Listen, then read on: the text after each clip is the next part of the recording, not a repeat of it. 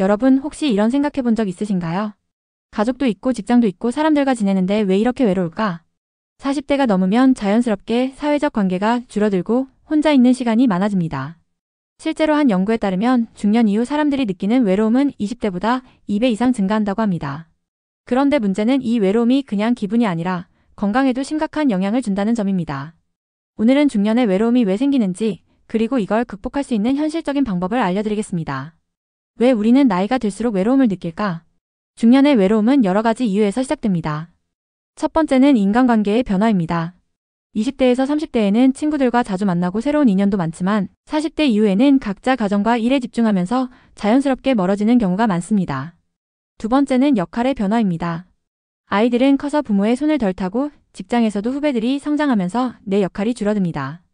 예전에는 나를 필요로 했던 사람들이 많았지만 이제는 그런 기회가 줄어들면서 존재감이 사라지는 듯한 느낌을 받게 됩니다. 세 번째는 신체적인 변화입니다. 미국 브리검영 대학교 연구에 따르면 외로움은 하루에 담배 15개비를 피우는 것만큼 건강에 해롭다고 합니다. 외로움을 많이 느끼는 사람들은 그렇지 않은 사람들보다 심장병 위험이 30% 이상 높다는 연구 결과도 있습니다. 즉, 이건 단순한 감정 문제가 아니라 건강과 직결된 문제입니다. 그럼 이 외로움을 어떻게 해결할 수 있을까요? 외로움을 극복하는 현실적인 방법. 소극적인 인간관계에서 벗어나기. 많은 사람들이 외로움을 느끼면서도 먼저 연락하지 않습니다. 그런데 연구에 따르면 연락을 먼저 하는 사람일수록 사회적 관계가 더 단단해진다고 합니다. 너무 오랜만이라 어색할 것 같다면 가볍게 잘 지내? 라고 메시지를 보내보세요. 중요한 건 작은 시도입니다. 내가 속할 수 있는 새로운 커뮤니티 찾기. 친구가 줄어든다고 해서 새로운 관계를 만들 수 없는 건 아닙니다. 독서 모임, 운동 동호회, 봉사활동 같은 작은 모임에 나가보세요. 하버드 연구에 따르면 같은 관심사를 가진 사람들과 지속적으로 만나면 심리적 안정감이 40% 이상 증가한다고 합니다. 사회적 연결감을 높이는 작은 루틴 만들기. 매일 같은 카페에 가서 익숙한 직원과 인사하거나 산책을 하면서 동네 주민과 눈을 마주치며 미소를 짓는 것만으로도 외로움은 줄어듭니다. 실제로 심리학자 존 카치오프 박사는 작은 사회적 접촉이 뇌의 외로움 반응을 줄이는 효과가 있다고 밝혔습니다.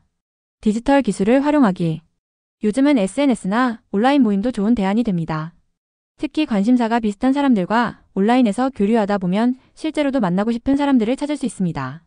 물론 온라인 소통이 전부가 될 순 없지만 시작하기에는 좋은 방법입니다. 내가 나를 필요로 하는 공간 만들기. 외로움은 필요 없는 존재 같다는 감정에서 시작됩니다. 그래서 누군가에게 필요한 사람이 될 수 있도록 자원봉사나 작은 프로젝트를 해보세요. 실제로 자원봉사 활동을 하는 사람들은 그렇지 않은 사람들보다 외로움을 덜 느낀다는 연구도 있습니다.